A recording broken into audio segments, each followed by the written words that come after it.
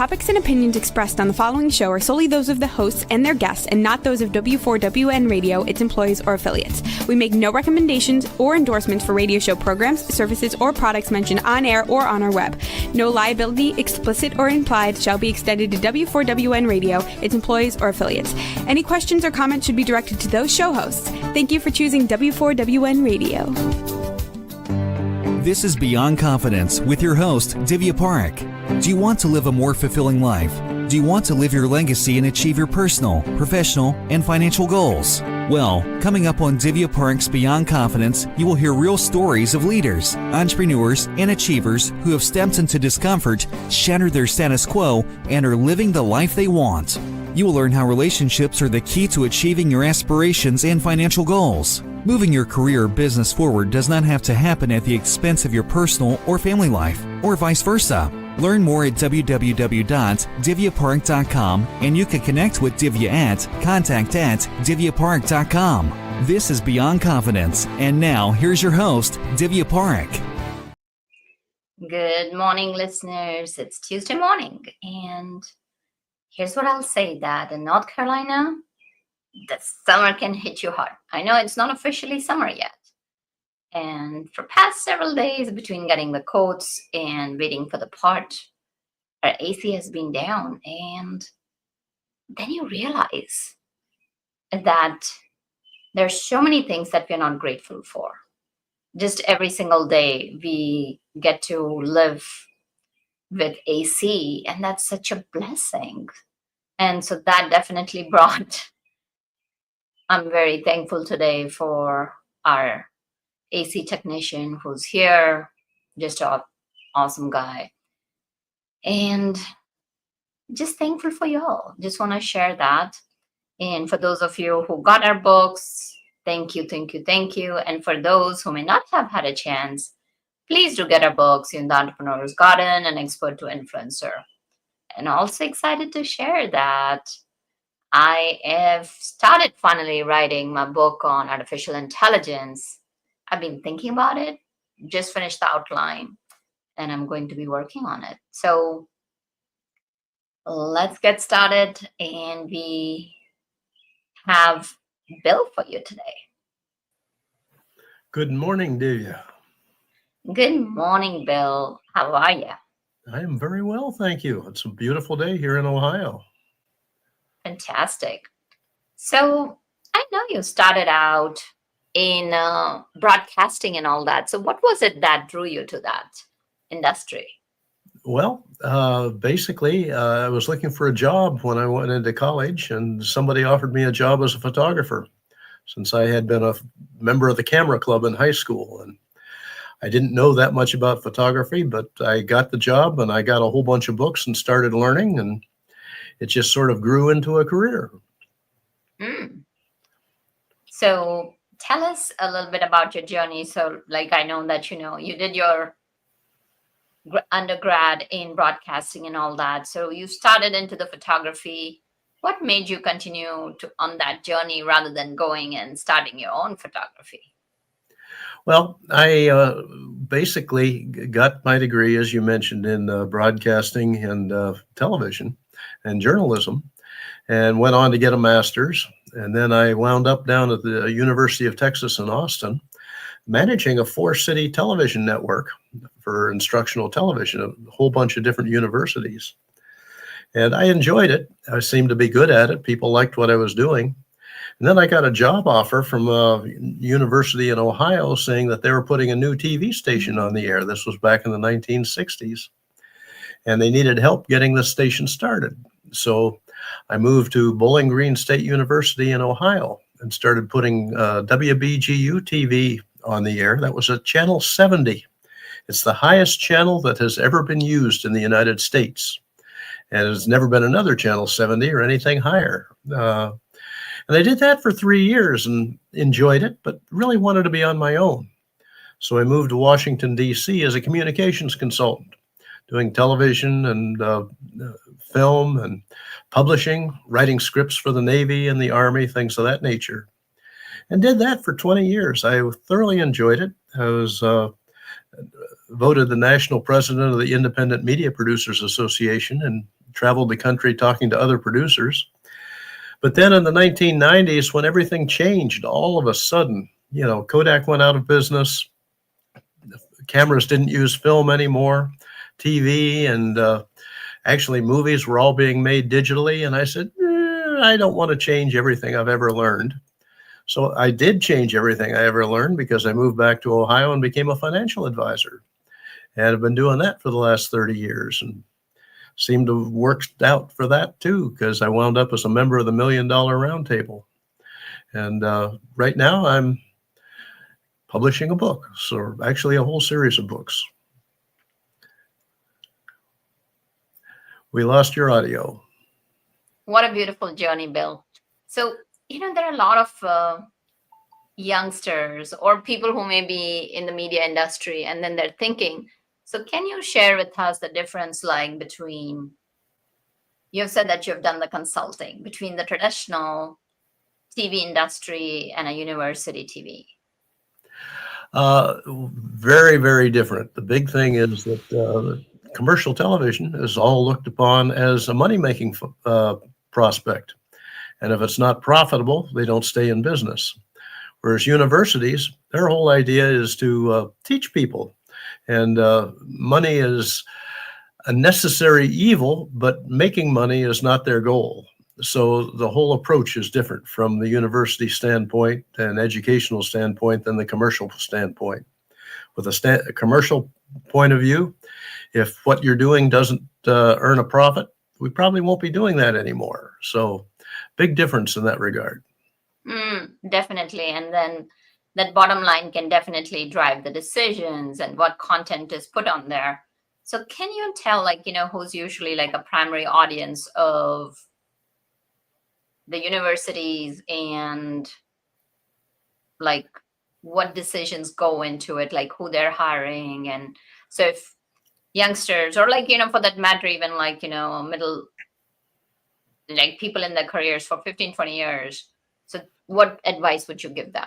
Well, the university, the audience can be twofold. It can be people in the classroom, okay, whether it's a university classroom or an elementary school classroom. So they're looking at students and looking at people who can produce material that makes it easy for people to learn. That's their whole objective. On the other hand, educational television, shall we say public television, is also looking at getting a general audience. Let's face it, PBS needs to have people from all walks of life all over the country watching their dramatic shows and everything else. So from that point of view, the public broadcasting is looking for all sorts of highly qualified producers and directors who basically would also do well in the commercial side too. So the university side, the educational side, shall we say, they're looking for teachers and people who can work with students. Yeah, and that definitely makes sense. So thank you for sharing that. And what would you say were some of the lessons that you learned during your time in the university TV? In the university TV, I found that, there are many, many opportunities for the universities to do creative things, very creative things, because they're not looking at having to make a profit on the end of the production. And we did many productions that have won awards, and that if I had to sell it to a commercial station, would never have gone. Like I won a whole bunch of awards for a short film on a blacksmith. What it was basically we found an 83-year-old blacksmith who had just retired and was wandering around his empty shop, and recorded him talking about what life was like in the past and what he did and what he made. He made horseshoes and he made all the tools for the farmers and things of that nature. And then to show it, we went to a big amusement park in Ohio that had a working blacksmith shop as an exhibit, and used that as the background to have a young man making these tools and making these horseshoes to show what the old man had been talking about. And it won a number of awards as a great short instructional film about what life used to be like for a blacksmith. So curious, are there any more blacksmiths left, or that's a thing of the past? No, in answer to that, yes, there are many, many people who do what blacksmiths did. Okay, for example, shoeing horses. Let's face it, we've got a lot of horses out there that need to have shoes made. Now, typically that would now be done by a professional called a farrier who goes out and shoes horses. Now, the farrier may not know how to make a plow because that's not what he's doing, but a blacksmith would have made a plow with no heartbeat, no problems at all. Oh, it's fascinating, isn't it? And that was one of the things I loved about working in the public field is the fact that if I came up with an idea, no matter how far out, if they could find an educational use for it, we could do it. We didn't have to make a profit at it. Yeah, no, absolutely. And yeah, that's so powerful. And so here's the thing, like, where did the universities get the funding for it?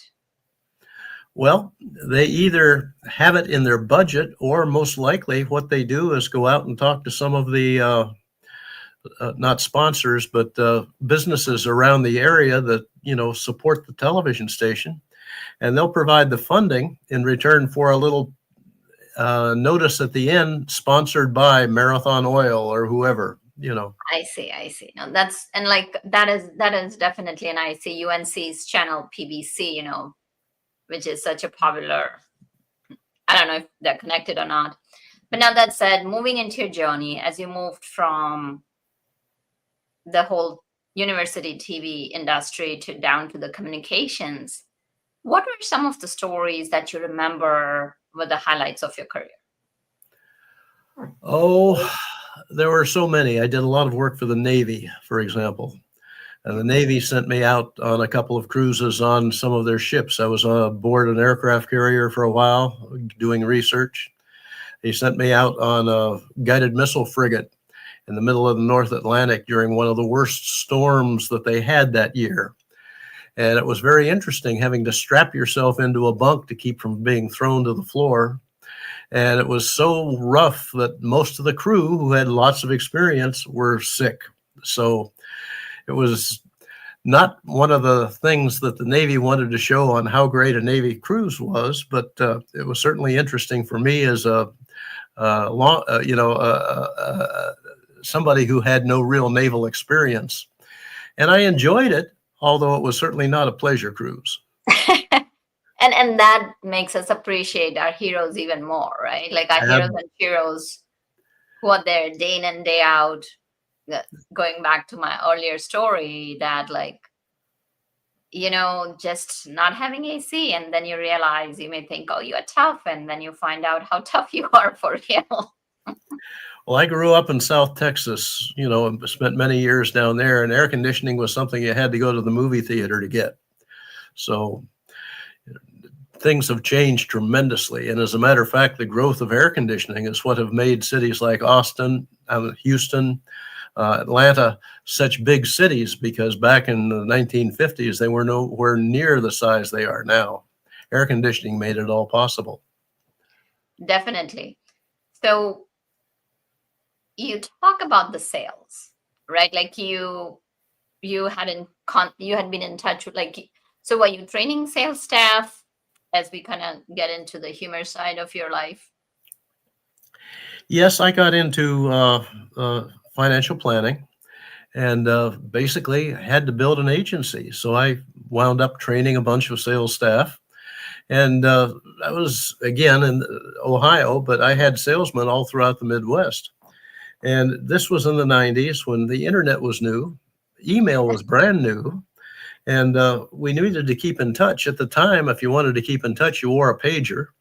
And if somebody needed to get in touch with you, they would dial your pager and their phone number would show up on the pager. You'd have to find a payphone, hope you had a quarter in your pocket to make the call, and call the number to find out what they wanted. Email is a lot better, but nobody was reading it. So I started sending out something funny, something humorous, something inspirational every day, Monday through Friday, to get them to read their email. And it worked. And they started paying attention. Even better, they started sharing it with some of their clients. The clients liked it and said, hey, could we get those emails too? And well, there's no postage involved, so we added them to the list. And then like Topsy, it just grew. And now 30 years later, I'm still sending out a free thought for the day, Monday through Friday, something interesting, something humorous, something inspirational to anybody who would like to get it, no cost. And I'm not with the company anymore, but after all these years of sending out these emails, I found my computer was all clogged up with old emails. So I thought maybe I could put these to use, and decided to start publishing a book, or a series of books actually, made up of 20 years of internet humor. And yes, I've been doing it for 30 years, but let's face it, those early computers didn't store too well. So the first 10 years have sort of disappeared. So the book is entitled 20 Years of Internet Humor and Other Interesting Things, Volume 1. And we'll probably have 10 volumes or maybe even more before we're done. So tell us a little bit more about what goes into the humor, some stories, some examples. Oh, lots of stories. Most of them are just little short humorous stories, like the story of Jennifer and her son, Timmy.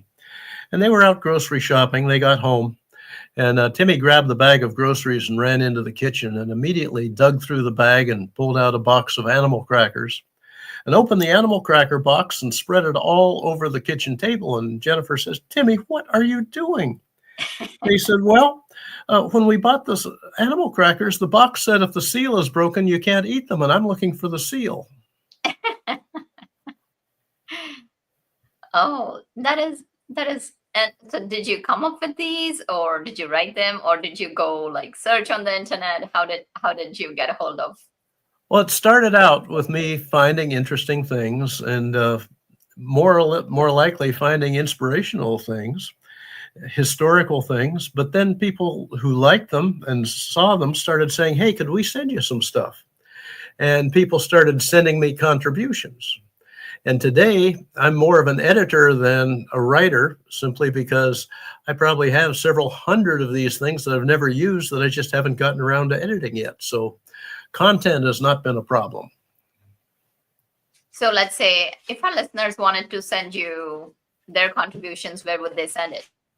They would send it to bill@internet-humor.com, but they ought to be, getting the email so that they'd have the address. All they'd have to do is hit reply and send it to me. And one thing I will say is whenever I do publish something, I list the name of the person who contributed it. And when I'm looking at one of the older ones, I even put the date on when I got it. And right now I'm running through a number of the contributions from 2005 and 2006. They're still funny. Oh, wow. So they don't go bad. They stay funny. And so you're saying that you have a portfolio like full of things that you haven't published even from 2005. Amazing. That's exactly right. On the other hand, I'm looking for something topical that came out last week. And as a matter of fact, I just had one that I just used that was very, very appropriate. That is, humor. I know you focused on humor. So what was it that drew you to humor? Everybody needs to laugh. And let's face it, I was in sales. I had to sell the whole time I was in Washington. And one of the things about selling, if you look at a book on sales, the most important thing is to get somebody, a prospect, to laugh. Okay? If they're laughing, you basically got them in your pocket, and they like you because you've made them laugh. And maybe they'll share a joke and something you can use later. Who knows? But laughing people are always much easier to work with. So that kind of brings us, if you were to give few tips to the salespeople, like, humor definitely. And laughter is something that brings people together, just like music or art, or it can be, there's so many things that bind us together than separate us. So what tips might you give the sales team? Lots and lots of tips, because I still do a lot of sales coaching. And one of the things is to use the person's name. People always like to hear their own name used, don't they, Divya? And then if you use their name whenever you get a chance, they're more likely to respond to you. And then always ask questions that they need to answer yes to. You'd like to have more money, wouldn't you? Yes, And after a whole bunch of yeses, when it gets to, would you like to buy this? The next answer should be yes. Okay. So there are a lot of tips on that. And there's a huge number of books out there on good selling. And I guess the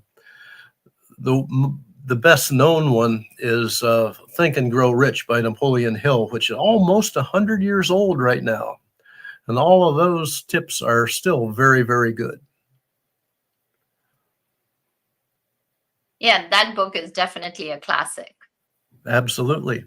And another one that's become a classic is the number of books by Jack Canfield, who also did Chicken Soup for the Soul. Mm-hmm. But he's got a sales book out there that's been around for 20 years. And I must admit that I've got a copy of it. So as a matter of fact, I've got a copy of most of them. So now the sales have changed so much, right? Before it was like, you're talking in person. Now there's so much calling, or it is like people are coming through the internet. How can they take some of the old techniques and apply to this new era of information? Well, I must admit I am not an expert on that because I do not do any selling on the internet. And just before the program happened, I got a sales call out of the blue from somebody who was trying to get me to sell my house. I don't want to sell my house. I didn't want to talk to him about it. These, I guess you'd call them spam calls.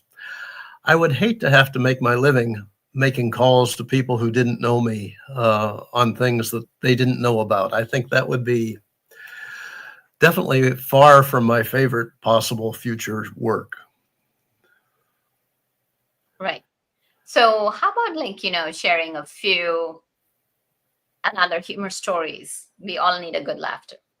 Well, one of my not acquaintances, but one of the gentlemen I was aware of was a retired Marine. Well, Marines are tough. And he retired and decided he really wanted to be a school teacher. So he got licensed and was hired by a high school.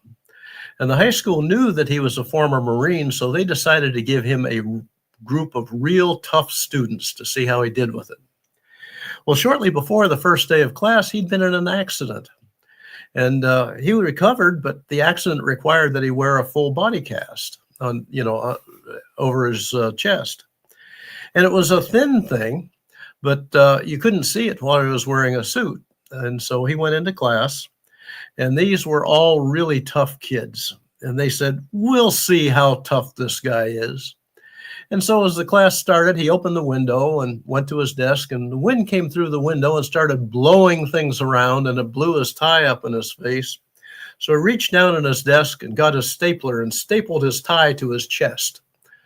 And from that point on, he didn't have any difficulty at all. Right, because he had a cast, and people are like, "Oh wow, he can staple." That is very right. powerful. So what are some of the other stories that you could share, for someone to have it that they can share with others, especially, for salespeople, they're talking to their customer. What are a couple of stories that they could share that could put their customer at ease? Well, a real short one, one of the pictures or one of the pages in the book has a picture of this very, very cute little girl. And she's praying, and the caption reads, "Dear God, please send some clothes to those ladies on Grandpa's computer."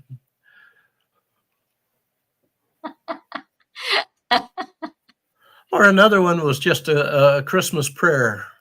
"God, this year, please send me a thick wallet and a thin waist instead of getting them confused like you did last year." Those are very, very powerful. So share with us, when your books are coming out and the whole details about them. Well, the first book is out now, 20 Years of Internet Humor. It's available on Amazon and Barnes and all of the major bookstore chains and on the internet. And the others, next one or two should be out by the end of the year. And I'm looking forward to it. And I've got another story that might not be something that they would want to use, but basically, a golfer was getting ready to tee off on the first hole when a second golfer approached and asked if he could join him. The first said, "Yeah, I usually play alone, but sure, why not?" They were about even after the first few holes when the newcomer said, "We're about evenly matched. How about playing for $5 a hole?" The first guy said, "Well, I'm not much for betting, but why not?" Second guy won all the remaining holes. As they were walking off green number 18, the second guy said he was counting about $80 and said, "I really should admit that, I took you because I was the pro at another golf course nearby. And, but hey, it was fun." And the second guy said, "Well, I deserved it. And I'm not a pro. I'm the priest at the local Catholic church." And the guy said, "Oh, here's your money back." And he said, "No, you won it fair and square." He said, "Could I do anything for you?" And he said, "Well, you could come to Mass next Sunday and make a donation. Then if you can bring your parents, I'll be glad to marry them." Oh, that is really powerful. So definitely. Do you have your book, 20 Years of Internet Humor, on audio? I do not, but we will probably be doing that. That will probably be after the first of the year. Okay, I think so. Yeah. And the reason being is that there are so many stories and so many different voices, okay, that just one person reading them might get a little boring. But I was thinking, how could I do this? And somebody slapped me upside the head and said, "Well, why don't you get the Williams Family Players?" Now, I have to admit that I have two daughters, and their husbands and boyfriends are all actors professionally. And I've been an actor. So, hey, there's 5 voices right there. So we might be doing it in a whole group setting. Yeah, I'll definitely be waiting for that because you have a very beautiful way of narrating those jokes. It's not the same when you're reading it, at least for me. So definitely going to be looking out for that.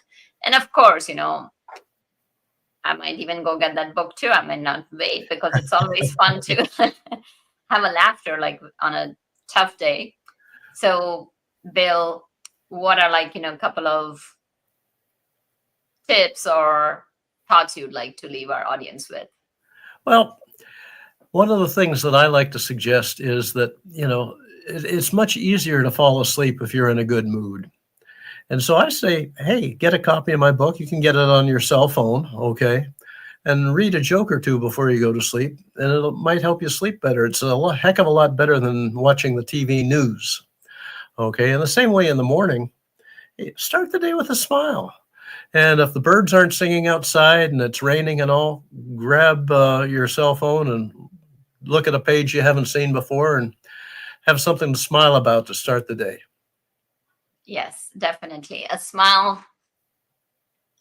Yes, a smile is definitely the way to go. So we have already talked where they can connect. If you want to share your website and email address again, that'll be great. Okay, the website is internet-humor. There has to be that hyphen between internet and humor.com. And you can contact me at bill@internet-humor.com. Well, thank you for joining us, Bill. And thank you, listeners. Hope you had a good laugh because I know I did. And then, as Bill suggested, you can get his book and fall asleep happy and wake up happy. And thank you for being part of our show. And thank you, Divya. It's been a pleasure. Absolutely. Thank you, Juan, for making the show technically possible. Be well and take care. Thank you for being part of Beyond Confidence with your host, Divya Parekh. We hope you have learned more about how to start living the life you want. Each week on Beyond Confidence, you hear stories of real people who have experienced growth by overcoming their fears and building meaningful relationships. During Beyond Confidence, Divya Parekh shares what happened to her when she stepped out of her comfort zone to work directly with people across the globe. She not only coaches people how to form heart connections, but also transform relationships to mutually beneficial partnerships as they strive to live the life they want. If you are ready to live the life you want and leverage your strengths, learn more at www.divyapark.com. And you can connect with Divya at contact@divyapark.com. We look forward to you joining us next week.